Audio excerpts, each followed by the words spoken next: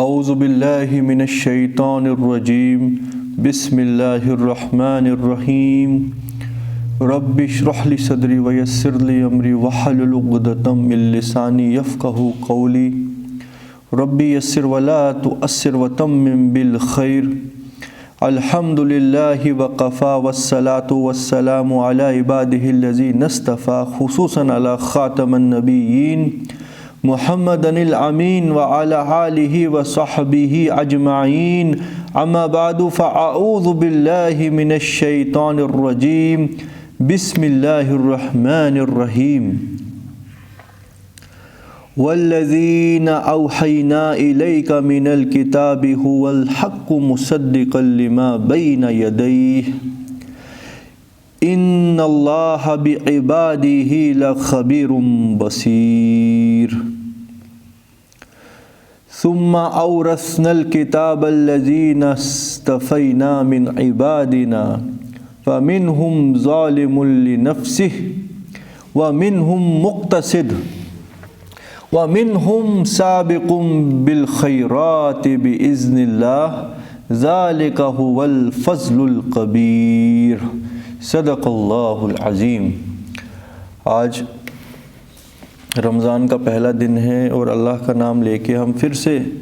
اللہ کی اس عظیم کتاب پہ غور و فکر کرنے کی کوشش کرتے ہیں اور اللہ سے ہی دعا کرتے ہیں کہ وہ ہمیں اپنی اس کتاب کے اوپر عمل کرنا اور اس کے اوپر ثابت قدم رہنا، اس میں جم جانے کی ہمت اور طاقت دے، اور شیطان کی تمام جو چنگل ہیں اور اس کی جو لچھے دار باتیں ہیں اس سے ہمیں بچائے رکھے۔ اللہ تعالیٰ فرما رہے ہیں، یہاں پہ روئے سکون نبی کریم صلی اللہ علیہ وسلم کی طرف ہے، اور اللہ تعالیٰ نبی کریم صلی اللہ علیہ وسلم سے خطاب کر کے کہہ رہے ہیں کہ والذی اوحینا الیک۔ اللہ تعالیٰ فرما رہے ہیں اور وہ جو ہم نے تمہاری طرف کتاب بھیجی ہے، والذی اوحینا الیک من الکتاب، اور وہ جو ہم نے تیری طرف کتاب بھیجی ہے یعنی یہ قرآن، یہ تصدیق کرتا ہے ہر اس کتاب کے اوپر، وٹنس ہے، گواہ ہے کہ جو اس سے پہلے ہم بھیج چکے ہیں، یعنی تورات، انجیل، زبور، صحف ابراہیمہ و موسیٰ اور باقی جو بھی کچھ اللہ کی طرف سے اللہ کے بندوں کے اوپر، اللہ کے رسولوں کے اوپر نازل کیا گیا، اس کے اوپر تصدیق۔ ان اللہ بعبادہ لخبیر بصیر، اور جان لو اللہ اپنے بندوں کے اوپر خبردار اور ہر چیز کے اوپر نظر رکھے ہوئے ہیں، یعنی کہ اللہ خوب جانتا ہے کہ جو کتابیں ہم نے نازل کی ان کتابوں کے اندر لوگوں نے رد و بدل کیا، اللہ کے احکاموں کو بدلنے کی کوشش کی، اور اب وہ یہ سمجھتے ہیں کہ یہ جو احکام بدلے ہوئے ہیں یہی صحیح کتاب ہے، اور بعض ان میں ایسے ہیں اور اکثر اور بیشتر ایسے ہیں کہ جو اللہ کی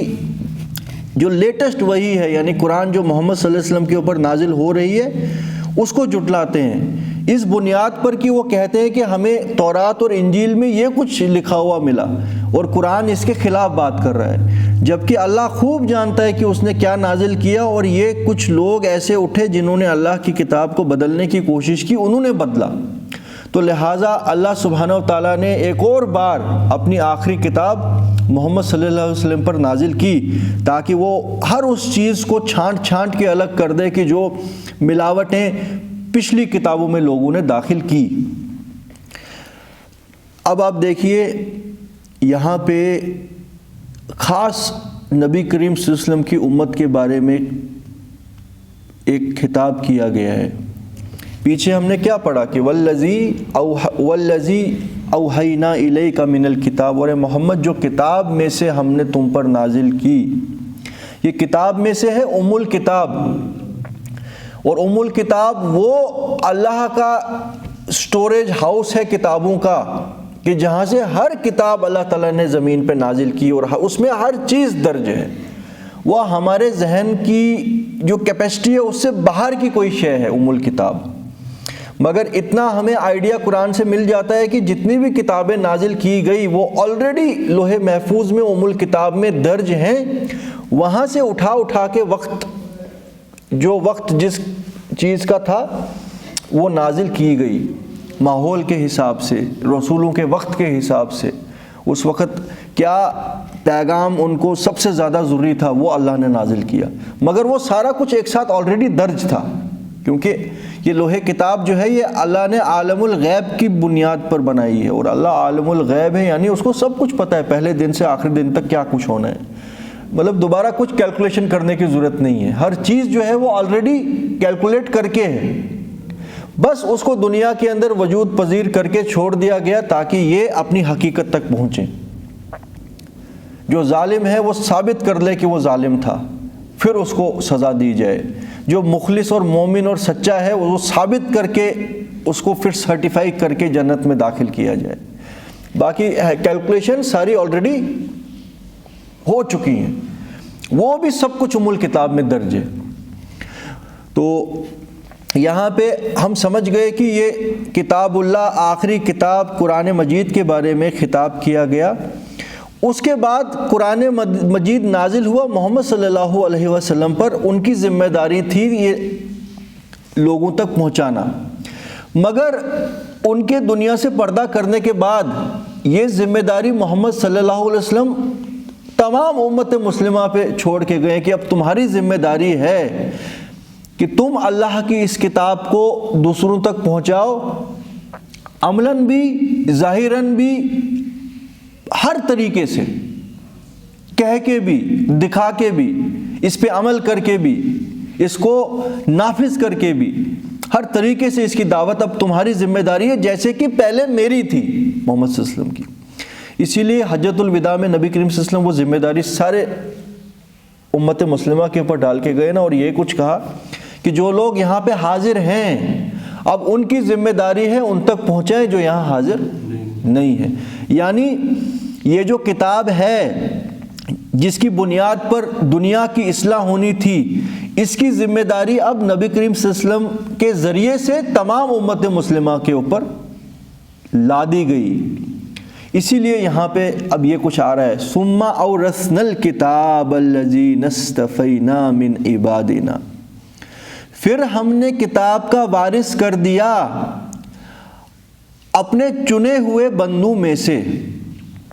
آپ دیکھیے یہاں پہ کتنا امپورٹنٹ پیغام آ رہا ہے ہم لوگوں کے لیے جو لیٹسٹ امت مسلمہ ہے، آخری رسول کی امت جو اپنے آپ کو کہنے والی ہے۔ اللہ تعالیٰ پیچھے کہہ رہے ہیں کہ اور وہ ہم نے جو نازل کیا ہے محمد تیری طرف یہ تصدیق کرتا ہے ہر اس کتاب کو جو اس سے پہلے نازل کی گئی، اور یعنی قرآن مجید، اور اس کا وارث ہم نے چن لیا اپنے بندوں میں سے۔ آپ ذرا دیکھیے کتنا بڑا درجہ تھا ہر اس انسان کا کہ جو آخری رسول کی امت میں پیدا کیا گیا۔ اللہ تعالیٰ اس کے لیے ورڈ استعمال کریں استفینا، استفینا رسولوں کے لیے استعمال کیا جاتا ہے، انبیاء کے لیے استعمال کیا گیا کہ ہم نے فلانے کو چن لیا، اسی لیے تو محمد صلی اللہ علیہ وسلم کو کہتے ہیں محمد مصطفیٰ، جس کو اللہ نے چن لیا تمام انسانوں میں سے۔ یہاں پہ اللہ تعالیٰ امت مسلمہ کو ان کا جو اصل سٹیٹس ہے نا، درجہ تمام انسانوں میں، وہ بتا رہے ہیں کہ اے امت مسلمہ، محمد صلی اللہ علیہ وسلم کی امت، اس کے بعد ہم نے تم کو چن لیا، تم میں سے ایک ایک فرد کو چن لیا اپنے بندوں میں سے۔ کیوں؟ عرب کے لوگ تو تھے، پوری دنیا میں تو اس وقت لوگ موجود تھے نا، مگر اللہ تعالیٰ نے عرب کے لوگوں کو ہی اسلام کی دولت سے نوازا اور ان کو ذمہ دار بنا دیا۔ اب نبی کریم صلی اللہ علیہ وسلم کی جو ذمہ داری تھی وہ تم نے نبھانی ہے، مگر اکثر اور بیشتر نے ہم میں سے بھی کیا کیا، فَمِنْهُمْ ظَالِمٌ لِنَفْسِهِ، مگر ان میں سے ایسے نکلے ناہنجار جنہوں نے اللہ کی کتاب کے حق کو ادا نہیں کیا، اپنی جانوں کے اوپر ظلم کیا۔ وَمِنْهُمْ مُقْتَصِدٌ، اور کچھ اس میں ماڈریٹ مسلمان نکلے، چلو تم ادھر کو ہوا ہے جدھر کی، جہاں پہ ان کو محسوس ہو کہ بھئی ٹھنڈی ٹھنڈی چھاؤں ہے تو وہاں پہ تو وہ اسلام کی بات مان لیں، مگر جہاں ان کو پتہ لگے اب تو کمپرومائز کرنا پڑے گا، اب تو ہمارے میٹیریل ڈیزائرز کے اوپر ضرب لگنے والی ہے، وہاں پہ وہ پھر بن جاتے تھے ماڈریٹ۔ اب آپ دیکھو امت مسلمہ کا اکثر اور بیشتر حصہ انہی 3 طریقے کے لوگوں کے اوپر مبنی ہے۔ 1400 سال پہلے اللہ تعالیٰ نے ایک نازل کیا آیت، جس وقت ابھی وہ حجۃ الوداع کا وقت بھی نہیں آیا تھا، ہم مکی قرآن پڑھ رہے ہیں، اور اللہ کو خوب پتہ ہے کہ حجۃ الوداع پہ یہ ذمہ داری امت مسلمہ پہ لگنی ہے، اور امت مسلمہ کے جو فرد موجود ہیں وہ دوسروں تک پہنچائیں، اور قیامت تک ان میں ایسے لوگ نکلیں گے جنہوں نے اپنی جانوں پہ ظلم ہی کرنا ہے، اللہ کی کتاب کا حق ادا نہیں کرنا۔ ان اللہ لا یظلم الناس شیئا ولکن الناس انفسهم یظلمون، اللہ کسی پہ ظلم نہیں کرتا ہے۔ جب تم نے اللہ کی رسی تھامی تھی تب تم کامیاب تھے، اور جب تم نے اللہ کی رسی کو چھوڑ دیا تم دنیا کے اندر رسوا ہو گئے، ملون ہو گئے۔ ضربت علیہم الذلۃ والمسکنۃ وباؤوا بغضب من اللہ، جو یہودیوں کا حال تھا وہی تمہارا بھی ہوا۔ تو یہاں پہ اللہ تعالیٰ اپنے اوپر کوئی بات نہیں لے رہے ہیں، وہ کہہ رہے ہیں وَمِنْهُمْ ظَالِمٌ لِنَفْسِهِ، یعنی اتنا بڑا درجہ کہ تمہیں وارث کر دیا کتاب اللہ کا، جو کام اللہ کے مخصوص انبیاء اور رسول کا تھا وہ امت مسلمہ کے ہر فرد کا ہو گیا۔ اسی لیے ایک حدیث بھی ہے نا، نبی کریم صلی اللہ علیہ وسلم نے یہ بھی فرمایا کہ میری امت کے جو علماء ہیں ان کا درجہ بنی اسرائیل کے انبیاء کے برابر ہے۔ مگر یہ کون سے علماء ہیں؟ یہ وہ فرقہ پرست علماء جو ہیں وہ خوش نہ ہو جائیں، جو الگ الگ مسلکوں کے جو یہ چلے اور چاٹے بنے ہوئے ہیں وہ بھی خوش نہ ہو جائیں۔ یہ وہ علماء ہیں کہ جو واقعی اللہ کی کتاب کا حق ادا کریں، جو ہم نے پڑھا انما یخشی اللہ من عبادہ العلماء، اللہ سے واقعی میں خوف رکھنے والے بندے ہی واقعی میں علماء ہیں۔ تو وہ تو فرقہ پرستی کبھی نہیں کر سکتے، وہ اللہ کی کتاب کے آگے کبھی کوئی الفاظ استعمال نہیں کر سکتے، ان کی زندگی اللہ کی کتاب سے اوپر کسی کو سوچ بھی نہیں سکتی ہے لینا، چاہے وہ ان کا فرقہ یا مسلک یا فیملی یا خاندان ہو۔ آپ سمجھ رہے ہیں؟ تو یہاں پہ دیکھیے اس حدیث کے ساتھ اس آیت کو کمپیئر کریے کہ بے شک اللہ رب العالمین نے امت مسلمہ نبی کریم صلی اللہ علیہ وسلم کی امت کو چن لیا اپنے تمام دنیا کے انسانوں میں، اور چن کے وارث بنا دیا اپنی اس کتاب کا۔ وارث کا مطلب کیا ہوتا ہے یار؟ ذمہ دار، جو ذمہ داری نبی کریم صلی اللہ علیہ وسلم کی تھی۔ مگر اکثر اور بیشتر لوگوں نے کیا کیا؟ اس کا حق ادا کیا۔ فَمِنْهُمْ ظَالِمٌ لِنَفْسِهِ، ان میں سے کچھ تو تھے جنہوں نے ظلم ہی ظلم کیا اپنی جانوں کے اوپر، اور اللہ کی کتاب کو پس پشت چھوڑ دیا۔ دنیا کے جانور بنے رہ گئے، وہ جس طرح دنیا میں جانور زندگی گزارتے ہیں، اپنی خواہشات نفس، ڈیزائرز اور فزیکل ڈیزائرز کو پورا کیا، اور بس یہ سمجھتے رہے کہ ہم بھی بس جانور ہی ہیں، جبکہ اتنی بڑی نعمت اللہ کی طرف سے ان کو دی گئی۔ وَمِنْهُمْ مُقْتَصِدٌ، اور ان میں سے کچھ ماڈریٹ تھے، وہ ادھر بھی تھے ادھر بھی تھے، وہ شیطان کو بھی راضی کرنا چاہتے تھے، اور وہاں سے یہ بھی چاہتے تھے کہ اگر قیامت ہو تو ہم کامیاب بھی ہو جائیں۔ عشق قاتل سے بھی مقتول سے یارانہ بھی، یہ بتا کس سے محبت کا صلہ مانگے گا۔ سجدہ خالق کو بھی ابلیس سے یارانہ بھی، حشر میں کس سے عقیدت کا صلہ مانگے گا۔ اس طریقے کے جو لوگ تھے، اور فل سٹاپ دیکھیے یہاں اوپر جیم لگا ہوا ہے، مگر وَمِنْهُمْ سَابِقٌ بِالْخَيْرَاتِ بِإِذْنِ اللَّهِ، مگر کچھ ایسے بھی تھے جو نیکیوں میں سبقت کرنے والے، اللہ کے راستے میں اپنا تن من دن لٹانے والے، ہر وقت اس انتظار میں رہنے والے کہ ہم کیا کچھ اللہ کے راستے میں قربان کریں، اور ہم پہلے رہیں، اللہ کے دین کے راستے میں ہم پریورٹی میں رہیں، سب سے آگے ہم رہیں، ٹاپرز ہوں۔ ذالک هو الفضل الکبیر، یہ وہ ہے کہ جو بڑا فضل ہے اللہ کی طرف سے جن لوگوں پر یہ ہوا۔ یہاں غور کرنے کی بات ہے بِإِذْنِ اللہ، مگر یہ بھی اللہ کے اذن سے ہی ہوتا ہے۔ دنیا کی سب سے بڑی نعمت کے حقدار اگر تم بن سکتے ہو، وہ اللہ کے اذن سے ہی بن سکتے ہو۔ اور اللہ کا اذن بھی حکمت ہے، اللہ کی حکمت کے حساب سے اگر تمہارے دل میں پاکیزگی ہے، تم واقعی میں سلیم الفطرت ہو، تم اپنے رب سے ڈرتے ہو، اس کا تقوی رکھتے ہو، تمہارے دل میں ہمدردی اور رحم دلی ہے، پھر اللہ سبحانہ و تعالیٰ کی طرف سے تمہاری طرف یہ احسان ہوتا ہے اور تم اس فہرست میں داخل ہوتے ہو کہ سابقون بالخیرات باذن اللہ، ذالک هو الفضل الکبیر، یہ ہے بڑا فضل۔ واقعی میں اگر کوئی بڑی چیز ہے تو انہوں نے حاصل کی۔ تو یہاں پہ ڈائریکٹ ہمیں پتہ لگ گیا کہ جو ظالم لنفسہ ہے وہ تو گئے، وَمِنْهُمْ مُقْتَصِدٌ، وہ بھی گئے، بچنے والی ٹیم وہی ہے کہ جو سابقون فی الخیرات، وہ ہر وقت ان کے دل میں یہی خواہش رہتی ہے کہ ہم کیا کچھ کریں، اپنے رب کو ہم کیسے راضی کریں۔ ہر ماحول میں، ہر وقت، ہر آن ان کے دل میں جو اللہ کی محبت ہوتی ہے نا، وہ گوتے کھا رہی ہوتی ہے کہ ہم اپنے رب کی رضا کے لیے کیا کچھ قربان کریں، ابھی آگے آ جائے گا۔ ایسے لوگوں کے لیے جنات عدن یدخلونہا، ان کے لیے باغات ہیں اور ان میں وہ داخل ہوں گے، یحلون فیہا من اساور من ذہب ولؤلؤ، اور ان میں کنگنوں کے زیور پہنائے جائیں گے سونے اور موتی سے جڑے ہوئے، اور ان میں ان کا لباس ریشم کا ہوگا۔ اب دیکھیے قرآن جو ہے یہ تو نازل رب العالمین کی طرف سے ہوا ہے نا، مگر اس میں جو غیب کی باتیں ہیں، جو جنت اور جہنم بھی غیب کی باتیں ہیں نا، یہ ہمارے ذہن سے بہت بیونڈ آور کمپریہنشن ہے، مگر رب العالمین کی یہ حکمت ہے اور اللہ تعالیٰ کا طریقہ ہے کہ جو چیز ہم سمجھ نہیں سکتے اس کو بھی سمجھائے کسی مثال سے، تاکہ ہم کچھ نہ کچھ آئیڈیا لے سکیں۔ اب جب جنتوں کی نعمتوں کی بات آتی ہے تو ہمیں پتہ ہے اکثر اور بیشتر جگہ قرآن میں یہ ہے کہ وہ بیونڈ یور کمپریہنشن ہے، کہ اللہ تمہیں کیا کچھ دے گا، تم سوچ بھی نہیں سکتے۔ جس انسان نے کبھی کوئی پھل کھایا ہی نہیں ہے، آپ کیسے اس کو ایکسپلین کریں گے کہ اس پھل کا جو ٹیسٹ ہے وہ کیسا ہوگا؟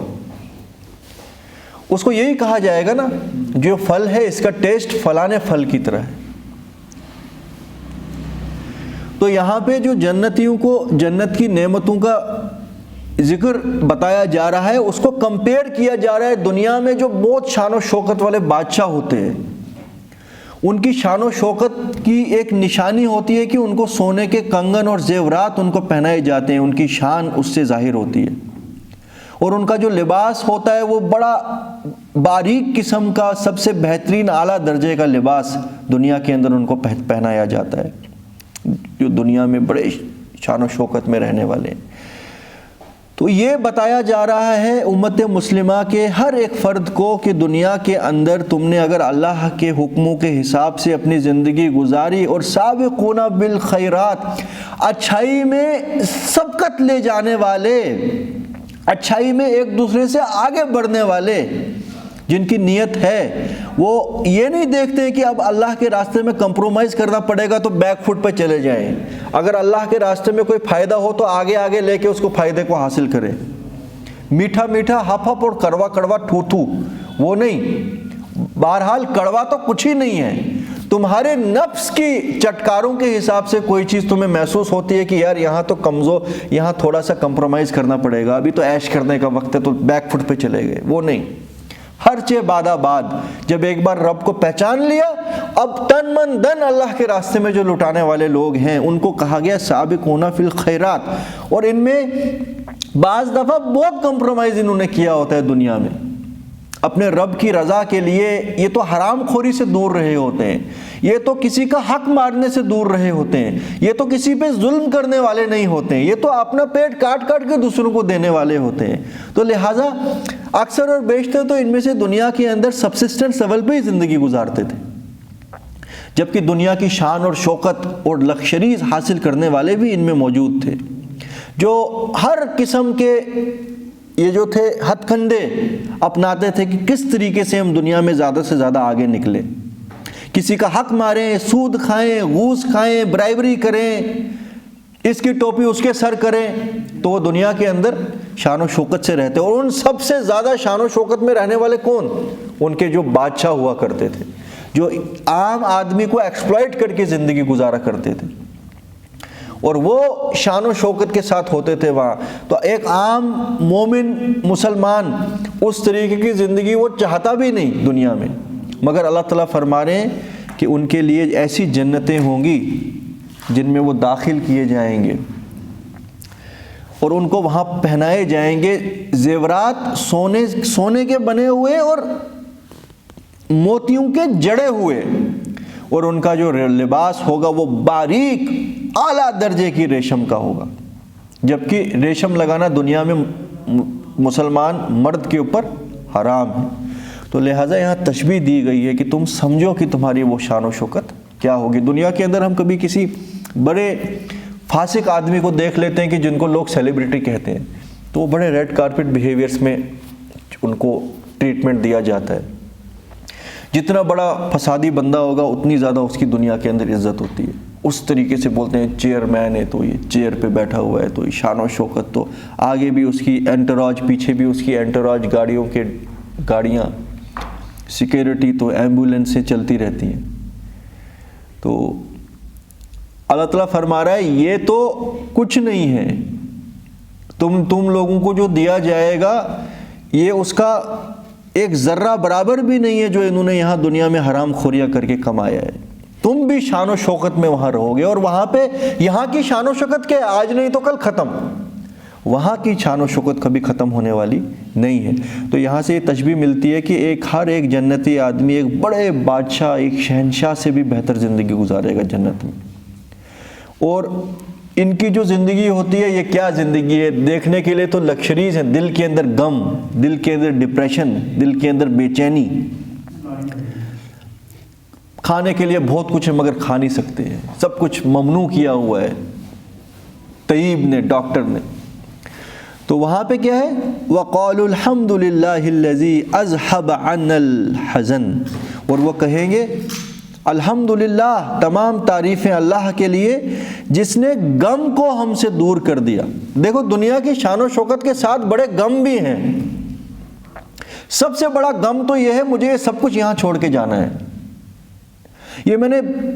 لٹ مار کر کے جو کمایا ہے، جو عیاشیاں کر کے کمایا ہے، یہ تو سب کچھ چھوڑ کے جانا ہے.